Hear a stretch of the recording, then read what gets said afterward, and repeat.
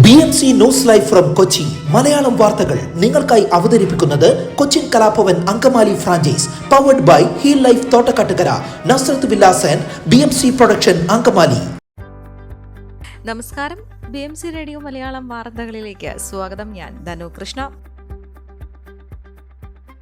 കൊച്ചി നഗരത്തിലെയും സമീപ മേഖലയിലെ വെള്ളക്കെട്ട് പരിഹരിക്കാൻ സർക്കാർ വകുപ്പുകളുടെയും തദ്ദേശ സ്ഥാപനങ്ങളുടെയും കൂട്ടായ പരിശ്രമം വേണമെന്ന് mayor advocate M Anilkumar. Irrigation water authority വകുപ്പുകളും സമീപ മുനിസിപ്പാലിറ്റികളും ഒരുമിച്ച് നിന്നുള്ള പ്രവർത്തനത്തിലൂടെ വെള്ളക്കെട്ടിന്റെ രൂക്ഷത കുറയ്ക്കാനാവുള്ളൂവെന്നും അദ്ദേഹം പറഞ്ഞു. കഴിഞ്ഞ മഴയിൽ കാക്കനാട്, ഇടപ്പള്ളി, കളമ്പശ്ശേരി മേഖലയിൽ വെള്ളക്കെട്ടിനിടയാക്കിയതിലെ ഒരു കാരണം ഇടപ്പള്ളി തോടിലെ തടസ്സങ്ങളായിരുന്നു. 4 റിച്ചുകളിലായാണ് കടമ്പ്രയാർ മുതൽ മുട്ടാർ പുഴ വരെ 10.5 കിലോമീറ്റർ വരുന്ന ഇടപ്പള്ളി തോടിന്റെ നവീകരണത്തിന് കരാർ നൽകിയത്. ഇതിനായി 74 ലക്ഷം രൂപ കൊച്ചി കോർപ്പറേഷൻ നൽകി. 2 റീച്ചിന്റെ പ്രവർത്തനം വളരെയേറെ മുന്നോട്ട് പോയി. എന്നാൽ ലുലുവിന്റെ സമീപമുള്ള റീച്ചിലും NH മുതൽ പൈപ്പ് ലൈൻ പാലം വരെയുള്ള റീച്ചിലും പണികൾ തടസ്സപ്പെട്ടിരിക്കുകയാണ്. കുറേ വർഷങ്ങളായി കൊച്ചി നഗരസഭ മാത്രമാണ് തോടുകളുടെ ശുചീകരണ പ്രവർത്തനം നടത്തുന്നത്. ഇറിഗേഷൻ വകുപ്പുകൾ ചെയ്യേണ്ടതായ വർക്കുകൾ ആരംഭിച്ചിട്ടില്ല. 26 ലക്ഷം രൂപയുടെ വർക്കുകളാണ് ഇറിഗേഷൻ വകുപ്പ് ചെയ്യേണ്ടത്. ഇടപ്പള്ളി തോട് നവീകരിക്കുമ്പോൾ അതിന്റെ പ്രയോജനം കളമശ്ശേരി, തൃക്കാക്കര മുനിസിപ്പാലിറ്റികൾക്കും ഉണ്ടാകും. കൊച്ചി കോർപ്പറേഷനുകൾ വരുമാനമുള്ളതാണ് ഈ മുനിസിപ്പാലിറ്റികൾ. നവീകരണത്തിൽ കളമശ്ശേരി, തൃക്കാക്കര മുനിസിപ്പാലിറ്റികൾ കൂടി മുന്നോട്ട് വരണമെന്നും മേയർ ആവശ്യപ്പെട്ടു. രാജ്യാന്തര അവയവ കച്ചവടത്തിന് വേണ്ടിയുള്ള മനുഷ്യക്കടത്തിൽ ഉൾപ്പെട്ടത് 50 പേരടങ്ങുന്ന കുറ്റവാളി സംഘം. 2 മലയാളികളും ആന്ധ്ര സ്വദേശിയും ഉൾപ്പെടെ സംഘത്തിലെ 3 പേരാണ് ഇതുവരെ കേരള പോലീസിന്റെ പ്രത്യേക അന്വേഷണ സംഘത്തിന്റെ പിടിയിലായത്. ബ്രോക്കർമാരായ തൃശൂർ വലപ്പാട് സ്വദേശി സബിത്, ആലുവ എടത്തല സ്വദേശി സജിത് ശ്യാം, ഹൈദരാബാദ് കേന്ദ്രീകരിച്ച് പ്രവർത്തിക്കുന്ന ഏജന്റായ ബല്ലംകൊണ്ട രാമപ്രസാദ് എന്നീ 3 പേരാണ് അറസ്റ്റിലായത്. സബിത്, സജിത് എന്നിവരുടെ ചോദ്യം ചെയ്യൽ അവസാനിച്ച ശേഷം അന്വേഷണ സംഘം രാമപ്രസാദിനെ കസ്റ്റഡിയിൽ വാങ്ങും. അറസ്റ്റിലായ മലയാളികളെക്കാൾ രാജ്യാന്തര അവയവ കച്ചവട സംഘത്തിന്റെ രഹസ്യങ്ങൾ അറിയുന്നയാളാണ് രാമപ്രസാദ്. കേരളത്തിന് പുറമെ തമിഴ്നാട്, കർണാടക, ആന്ധ്രാപ്രദേശ്, തെലങ്കാന, ജമ്മു, മധ്യപ്രദേശ്, മഹാരാഷ്ട്ര എന്നിവിടങ്ങളിലും വ്യാപിച്ചു കിടക്കുന്ന കണ്ണികളാണ് അവയവ കച്ചവട സംഘത്തിനുള്ളത്. രാമപ്രസാദിന്റെ ചോദ്യം ചെയ്യൽ പൂർത്തിയാക്കിയ ശേഷം അന്വേഷണ സംഘത്തിലേക്ക് കൂടുതൽ ഉദ്യോഗസ്ഥരെ ഉൾപ്പെടുത്തി വിപുലീകരിക്കും. അന്വേഷണത്തിന്റെ 2ാം ഘട്ടം റാക്കറ്റിന്റെ ഭാഗമായ സ്ഥാപനങ്ങളിൽ കേന്ദ്രീകരിക്കും. ഇൻഷുറൻസ് കമ്പനികൾ, ആശുപത്രികൾ, ക്ലിനിക്കുകൾ എന്നിവിടങ്ങളിലും അവയവ കച്ചവട സംഘത്തിന് പങ്കാളികളുണ്ട്.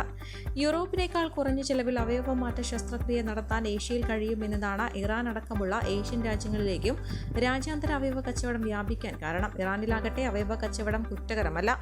മെഡിക്കൽ ഇൻഷുറൻസ് പോളിസി എടുത്തവരെ വിദേശ കമ്പനികൾ അവയവ മാറ്റ ശസ്ത്രക്രിയയ്ക്കായി കേരളത്തിലെ ആശുപത്രികളിലും എത്തിക്കാറുണ്ട്. സംസ്ഥാന സർക്കാരിന്റെ മുൻഗണനാ പട്ടികയിലുള്ളവരെ പോലും പിന്തള്ളിയാണ് വിദേശികൾക്ക് കേരളത്തിൽ അവയവ മാറ്റം നടത്തുന്നതെന്നും പരാതിയുണ്ട്. അവയവ കച്ചവട സംഘത്തിന്റെ കിണയിൽപ്പെട്ട തൃശൂർ, പാലക്കാട്, ആലപ്പുഴ ജില്ലകളിലെ ഇരകളും ഇക്കാര്യം വെളിപ്പെടുത്തിയിട്ടുണ്ട്. ഇനി ഇറാനിലെ ആശുപത്രികൾ കേന്ദ്രീകരിച്ച് അവയവ കച്ചവടം നടത്തുന്ന കൊച്ചി സ്വദേശി മധുവിനെ കണ്ടെത്താൻ രാജ്യാന്തര കുറ്റാന്വേഷണ ഏജൻസികളുടെ സഹായവും തേടിയിട്ടുണ്ട്.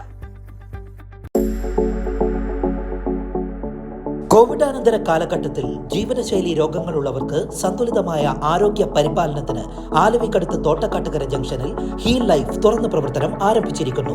ഫിസിയോതെറാപ്പി, സൈക്കോളജി, ആയുർവേദ ചികിത്സകൾക്കായി 8089011772 ബന്ധപ്പെടാവുന്നതാണ്.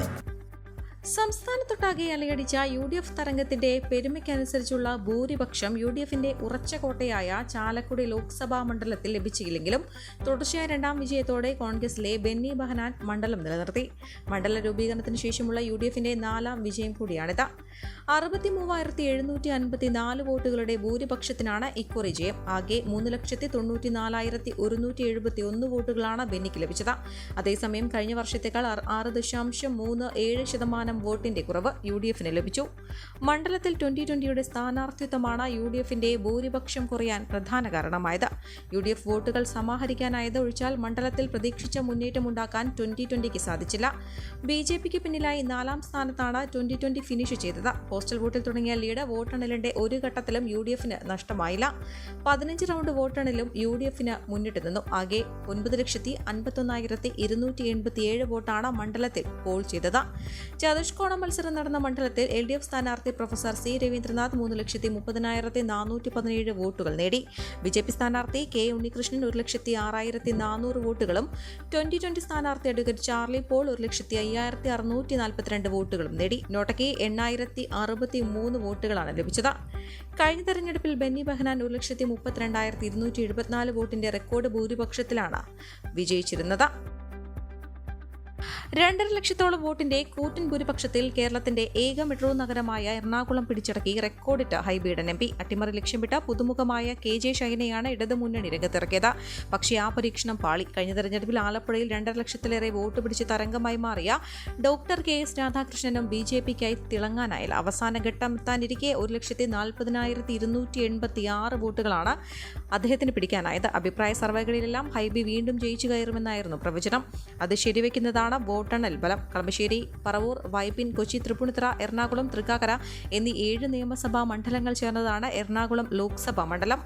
പറവൂരും തൃക്കാക്കരയും കോൺഗ്രസിന്റെ കോട്ടയാണ്. വൈപ്പിനും കൊച്ചിയും ഇടതിന്റെ ചെങ്കോട്ടയാണ്. കളമശ്ശേരി ഇക്കുറി ഇടത്തേക്കെത്തി. എറണാകുളവും തൃപ്പൂണിത്തുറയും മാറി മറിഞ്ഞു നിൽക്കുന്നവയും. പക്ഷേ എല്ലായിടത്തും ഹൈബീഡൻ കൂറ്റൻ ലീഡ് നേടിയെന്നാണ് വോട്ടെണ്ണൽ ബലം തെളിയിക്കുന്നത്. 17 ലോക്സഭാ തെരഞ്ഞെടുപ്പുകളിൽ 13ലും എറണാകുളം UDF-നൊപ്പമായിരുന്നു. കോൺഗ്രസ് വിരുദ്ധ വികാരം ആഞ്ഞടിച്ചപ്പോഴും സ്ഥാനാർത്ഥിയുടെ പോരായ്മ കൊണ്ടുമല്ലാതെ എറണാകുളത്തുകാർ കോൺഗ്രസിനെ കൈവിട്ടില്ല. 2 തവണയും ഒപ്പം 2004-ലും സെബാസ്റ്റ്യൻ പോൾ വിജയിയായി. നിയമസഭ സാമാജികനായിരിക്കെ ലോക്സഭയിലേക്ക് പോരാടിക്കേറിയയാളാണ് ഹൈബീഡൻ.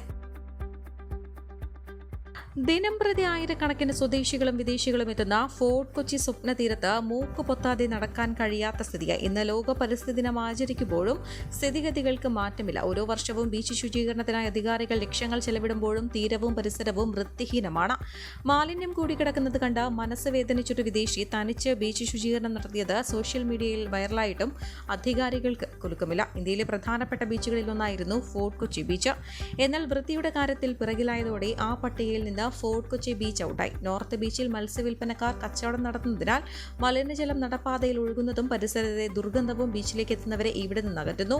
മൺസൂൺ ടൂറിസം ആഘോഷിക്കാൻ മുൻകാലങ്ങളിൽ നിരവധി വിദേശികൾ ഇവിടെ എത്തിയിരുന്നു. കുടപിടിച്ച് സന്ധ്യാസമയത്ത് കായലിൽ നോക്കിയിരുന്ന് മഴയുടെയും ചീനവലയുടെയും ഭംഗി ആസ്വദിക്കാൻ എത്തിയിരുന്നവർ ഇന്ന് ഇവിടേക്ക് തിരിച്ചു നോക്കുന്നില്ല.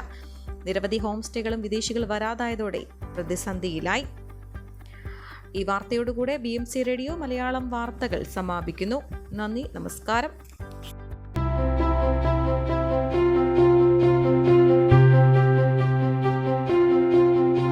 അങ്കമാലി പ്രദേശത്തെ കലാവിദ്യാർത്ഥികൾക്ക് സുവർണ അവസരം. ലോക പ്രശസ്ത കലാവിദ്യാലയമായ കൊച്ചിൻ കലാഭവന്റെ അങ്കമാലി ഫ്രാഞ്ചൈസി കരയാമ്പറമ്പിനടുത്ത് എളവൂർ കവലയിലുള്ള സ്പ്രിംഗ്ഫീൽഡ് കെട്ടിടത്തിൽ പ്രവർത്തനം ആരംഭിച്ചിരിക്കുന്നു. Classical dance, cinematic dance, Carnatic music, Zumba dance എന്നീ വിഷയങ്ങളിൽ പ്രഗത്ഭരായ അധ്യാപകർ ക്ലാസുകൾ നയിക്കുന്നു. കൂടുതൽ വിവരങ്ങൾക്ക് ബന്ധപ്പെടുക 9995208614.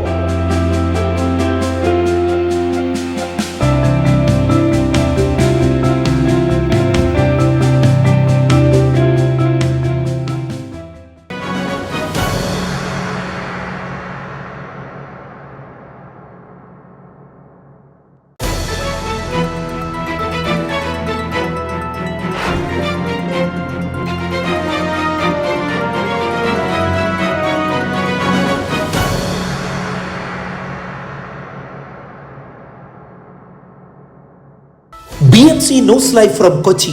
മലയാളം വാർത്തകൾ നിങ്ങൾക്കായി അവതരിപ്പിക്കുന്നത് Cochin Kalabhavan Angamaly franchise. Powered by Heal Life Thottakattukara, Nasrath villas and BMC production Angamaly.